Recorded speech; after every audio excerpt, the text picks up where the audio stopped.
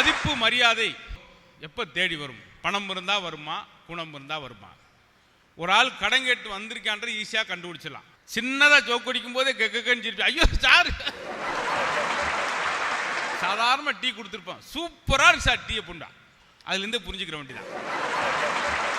அதுதான் அந்த தீபாவளி திருநாளில் நிரம்ப இந்த தீபாவளிக்கு சிறப்புலாம் சொல்லுவாங்க, நகைச்சுவையும் சொல்லுவாங்க.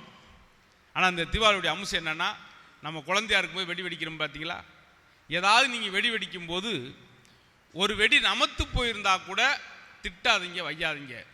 ஏன்னா அது சிவகாசி சிறுவனுடைய கண்ணீர் துளியில் கூட அது நனைந்திருக்கலாம். ஆக தீபாவளி எல்லாருக்கும் சிறப்பாக இருக்குன்றது தான் இப்படி ஒரு 6 அழகான தமிழகத்துடைய தேர்ந்தெடுக்கப்பட்ட சிறப்பான பேச்சாளர்கள் அலங்கரித்து அழகான மக்கள் ரசிக்கக்கூடிய மக்கள் தர்மபுரி மக்களோடு எங்களுடைய தீபாவளியை தொடங்குகிறோம். தலைப்பை சொல்லிட்டேன். ஒருவனுக்கு மதிப்பும் மரியாதையும் தேடித் தருவது பணமா குணமா? காந்தியடிகள் பாருங்கள், எல்லா நோட்லையும் ஒரே மாதிரி சிரிப்பார். நம்மளால தான் ஒவ்வொரு நோட்டுக்கு ஒரு மாதிரி சிரிப்பான். பார்த்தீங்களா? 50 ரூபா கொடுத்து அதுக்கு ஒரு மாதிரி 2000 என்னத்த பெரிய ரூபாயை கொடுத்துட்டான், வட்டி கொடுத்து.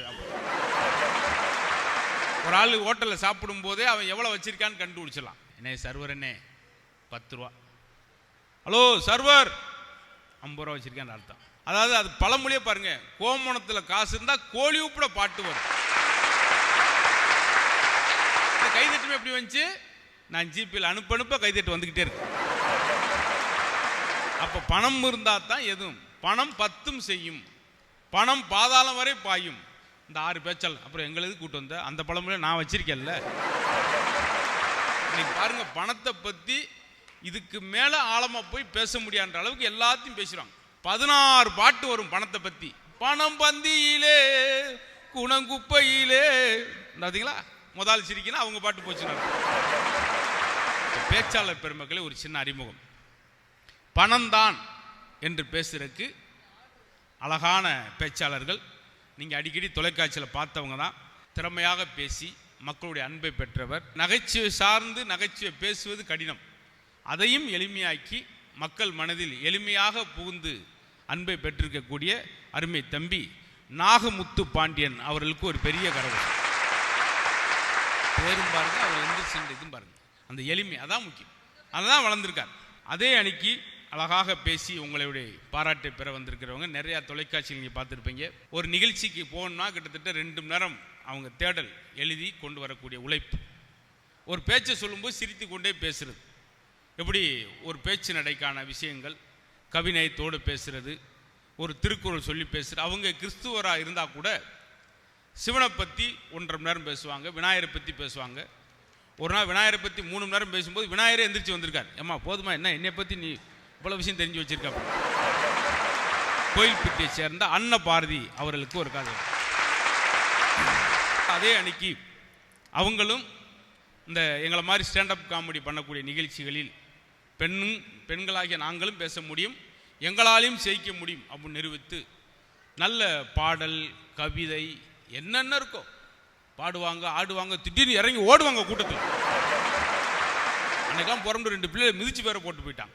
இதெல்லாம் தேவைப்படுது. அப்படி நவரசமும் வேணும்ல, வீட்லையும் அதே தான், புளி ரசம் மட்டும்தான், இங்கே நவரசம் இருக்கும். நல்ல அழகாக பேசக்கூடிய திருச்சியை சேர்ந்த அன்னலட்சுமி பாருங்க. அங்கே ஒரு ஆள் என்ன எந்திரிச்சிக்காம மரியாதை வணக்கம் சொல்லுது. எந்திரிச்சுன்னா எங்கள் வளர்த்தி எல்லாருக்குமே அவ்வளோதான். அழகாக இந்த அணி சிறப்பாக பேசுவாங்க. நான் எதையும் மிகைப்படுத்தி சொல்ல மாட்டேன். அவங்க பேசும்போது நீங்களே பாருங்கள், அது உண்மையாக இருக்கும். அதே போல் ஒருவனுக்கு மதிப்பு மரியாதை என்பது அப்படி எப்படி சார் பணத்தில் வந்துடும்? குணத்தில் வந்தவங்க எத்தனை பேர் இருக்காங்க தெரியுமா உங்களுக்கு? ஏன் இப்போ ரத்தன் டாட்டா அவர்கள் யோசிச்சு பாருங்கள். அதானி அம்பானியை விட ஒரு கோடீஸ்வரர் உண்டு, ஆனால் லிஸ்ட்டில் அவர் பேர் வராது. என்ன காரணம் என்றால் 65% வரைக்கும் தன்னுடைய பணத்தை, தன்னுடைய வருமானத்தை ட்ரஸ்ட்டுக்கும் ஏழைகளுக்கும் கொடுக்கக்கூடிய அருமையான மனிதன்.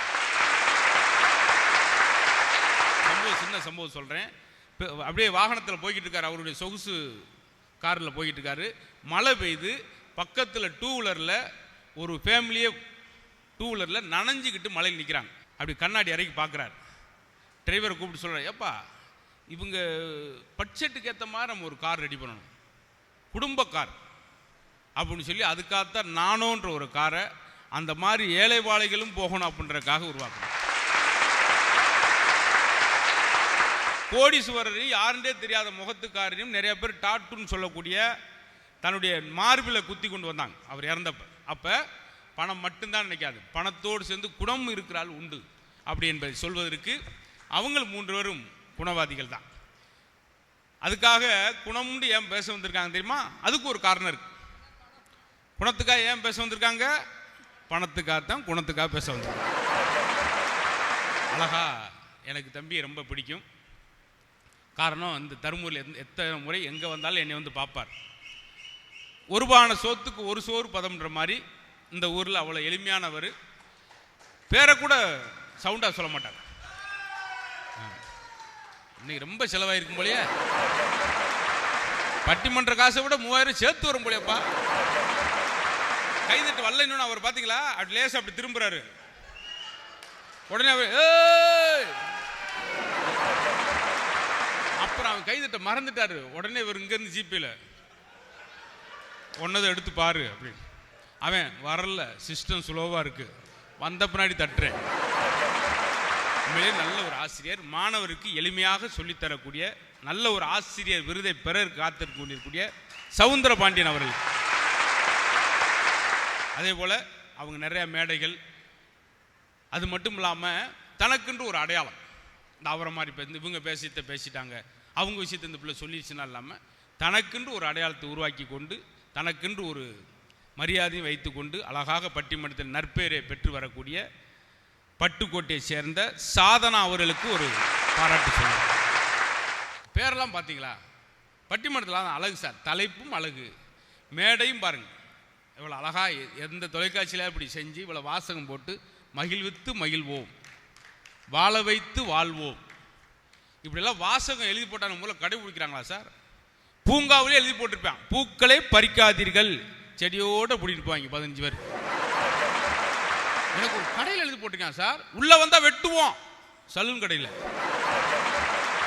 அதுக்காகத்தான் நான் போறேன். உள்ள போன பின்னாடி எழுதி போட்டிருக்கான் கண்ணாடியில், முடிவெடுப்பது வேண்டுமானால் நீங்களா இருக்கலாம், ஆனால் உங்கள் முடியை எடுப்பது நாங்கள் தான். மேடையில் தலைப்பும் அழகு, பேச்சாளர் பேரும் பாருங்க, அண்ணன் பாரதி, அண்ணன் லட்சுமி, சாதனா, நாகமுத்து பாண்டியன், கீழே ஒரு ஆள், அவங்க பெருமை பேசிக்கிட்டே இருக்காங்க. அதே அன்னைக்கு குணம்தான், குணம் இருந்தால் போதும் சார். என்ன சொல்லுவோம் பொண்ணு பார்க்கும்போது, நல்ல ஒரு எப்படி பொண்ணு, நகையெல்லாம் விடுங்க சார், நல்ல ஒரு குணவதியாக இருந்தால் போதும். ஆனால் அதே குணவதி எல்லா இடத்துலையும் ஒர்க் அவுட் ஆகாது. மீன் கடைக்கு போயிருக்கான், கடைக்காரர் என்ன சொல்கிறார், ரூபா கொடுங்கம்மா, இல்லை சார் நான் நல்ல குணவதி சார், என்கிட்ட போய் ரூபா வைக்கிறீங்களே விடுவார் அவர். அதுவும் தேவைப்படுது. இருந்தாலும் குணம் இருந்தால்தான் இன்னைக்கும் நீடித்திருக்கக்கூடிய வரலாற்று சிறப்பு மிக்க பெரியவங்களை நினச்சி பாருங்கள், அவங்களோட 10 பைசா கிடையாது. அவங்கள இன்னைக்கும் இந்த உலகம் போற்றி புகழுதுன்னா அவர்களுடைய குணத்திற்காகத்தான் என்று நிறைவாக பேச வந்திருக்கிறவர். நிரம்ப மேடைகள், நிரம்ப பேச்சுக்கள், தமிழுடைய ஆளுமை, தமிழ் சொற்திறன் எல்லாத்தையும் ஒருங்க பெற்றிருக்கக்கூடிய நிரம்ப பேச்சாளர்களை மேடையத்தை அழகு பார்த்திருக்கக்கூடிய சசிகுமார் அவர்களுக்கு ஒரு பெரிய பாராட்டு சொல்லி வாழ்த்து சொல்லுங்க.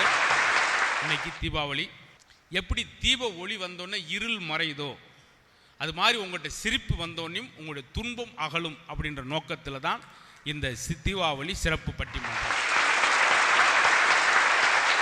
மாப்பிள, அடுத்த மாதம் தீபாவளி வருது, அங்க வேலை இருக்கு இங்க வேலை இருக்குன்னு போயிடக்கூடாது. ஒரு 20 நாளைக்கு முன்னாடி வந்துருமாப்ல, மாமா கதை திறங்க வாசல்ல நிக்கிறேன் அப்படின்னு மட்டார்ந்து விழுந்தவர் தான் நெஞ்ச பிடிச்சிட்டே. பார்த்தீங்களா, ஆயிடுச்சு. எல்லாத்திலும் டென்ஷன்.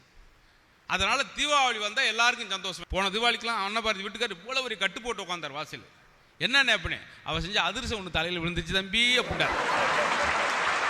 இந்த ஆண்களுக்கு தீபாவளி எப்ப வர்ற செலவை பத்திலாம் பயம் இல்லை, எவ்வளவு செலவாயிட்டு போகுதுங்க. ஆனா அந்த அம்மா செய்யற பலகாரத்தை நினைச்சாங்க பயமா இருக்கு. என்னத்தை செய்ய போறாளோ எதை செய்ய. இதுல 3 மணிக்கெல்லாம் பயங்கரமா எந்திரிச்சிருங்க, அதை வாங்கிட்டு வந்தீங்களா இதை வாங்கிட்டு வந்தீங்களா. ஆனா நடக்க போறது என்ன அப்படின்றலாம் அழகா சுவாரஸ்யமா நிரம்ப விஷயங்களை உங்களுக்கு அடுக்கி அதை கதம்பமாக தொகுத்து கொடுக்க போறாங்க. ரசனை மட்டும் ஒரு மனுஷனுக்கு இல்லைன்னா ஆயுள் காலம் கம்மி. ஒரு வயலின் கச்சேரி நடக்குது, 2.5 மணி நேரம் அந்த கச்சேரி நடக்குது. வயலின் நிறைய பேர் பார்த்துக்கிட்டு இருந்தாங்க. வயலின் கச்சேரி முடிஞ்சோன்னே பார்த்துக்கிட்டு இருந்த ஒருத்தன் தொப்புல ஒரு காலில் விழுந்து வணங்குனேன், கண்ணீர் மல்க.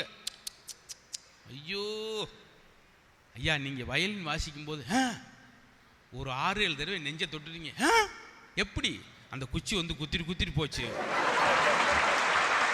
தீபாவளி எப்போ நிரம்ப சம்பவம் நடக்கும் பார்த்தீங்களா? நான் போன தீபாவளிக்கு அந்த கார்னரில் எங்கள் வீடு, இங்கேருந்து நான் போகிறேன். காரை ஓட்டி போயிட்டு இருக்கும்போது வாசலில் ஒருத்தர் வெடி வைக்கிறான். அப்படியே ஃபயர் ஆகிட்டே இருக்கு, பரு. சரி, வெடிச்சிருச்சுன்னா பெட்ரோல் வண்டி ஏதாவது ஆயிருன்னு சொல்லி நின்றுக்கிட்டே இருக்கு. 8, 9, 10, 12, 1 மணி வெடிக்கவே இல்லை. சரி, நீ வெடிச்சாலும் பரவாயில்லப்பா, ரொம்ப நேரம் ஆயிடுச்சு, 5-6 மணி நேரம் ஆயிடுச்சுன்னு வேகமாக போகிறேன். மெழுகுவர்த்தி வாசல் வச்சுட்டு போயிருக்காங்க. உடனே டவுன்லோட் செய்யுங்கள் Raj digital TV OTT app. வருடத்திற்கு வெறும் 299 ரூபாய் மட்டும்.